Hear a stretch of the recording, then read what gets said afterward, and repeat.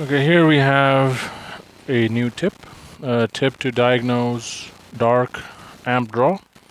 This is if you have a concern that your car kills its battery overnight, or like it kills it in a couple of days after parking. Right now, you can't start your car, whatever.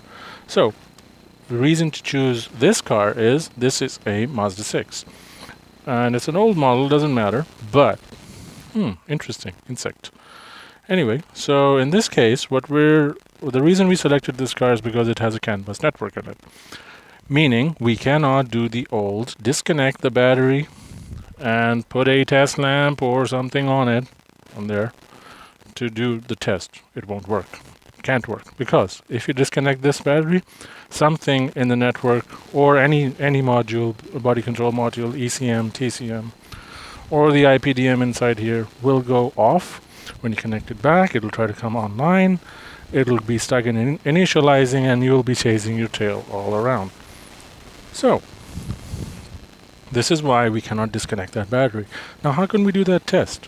So, first we have to simulate the entire situation, like with any troubleshooting that we do.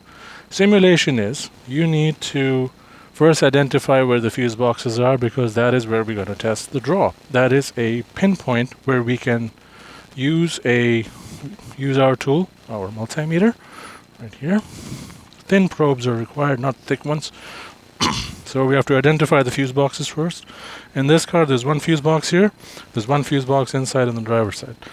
So let's start the simulation. Simulation for this car, to simulate that we have parked it overnight. So this is how it's done. Follow me.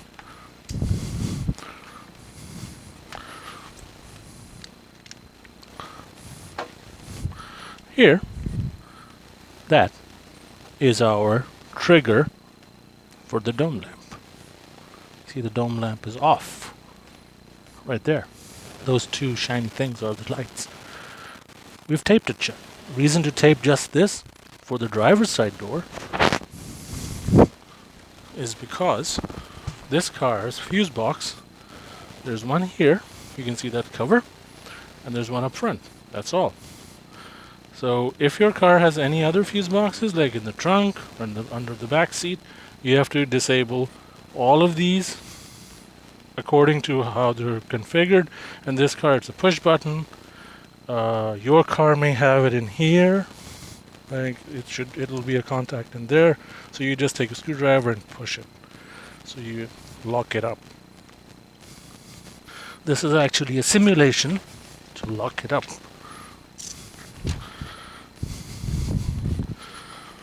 Okay, now we're back. So once it's simulated that we have locked it, take our key, you can lock the car. I am not going to lock the car. Reason is there's no problem in this car. But I'm going to show you what to see on a good, healthy circuit. So, start with the fuse box. Multimeter is set to DC volts. See here. It's DC voltage. And it's on automatic. So it's fluctuating. Take off the fuse box cover. Get your probes. Here we are. Fuse boxes. All the fuses in here. We're going to first test this, whatever 15 amp fuse this is. There we go.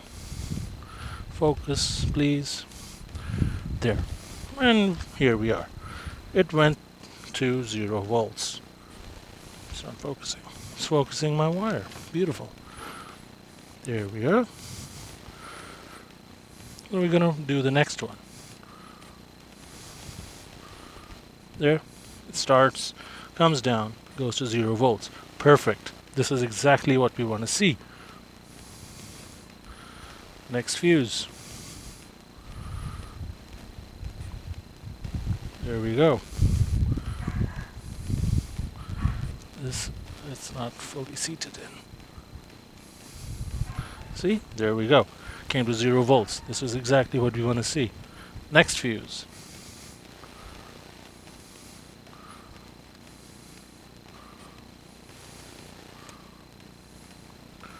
There we go. Next fuse, right here.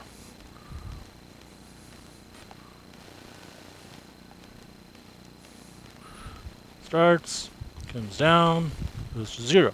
Perfect. What were these? 1, 2, 3, 4.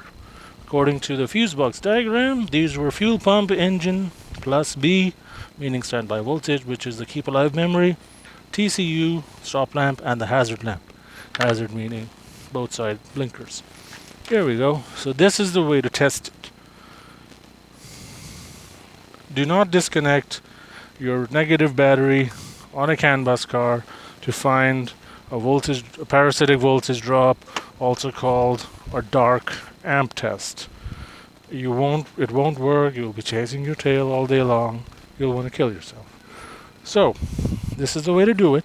Once you do find your offending fuse, what you can do is, then you can connect an ammeter to the negative battery or simply pull off the fuse, and then you can leave it. That's a rough way to do it. You can then, you can do it the way I do it. Find the wiring diagram, trace it out, see what's causing it. Well, there it is. I hope it helps you.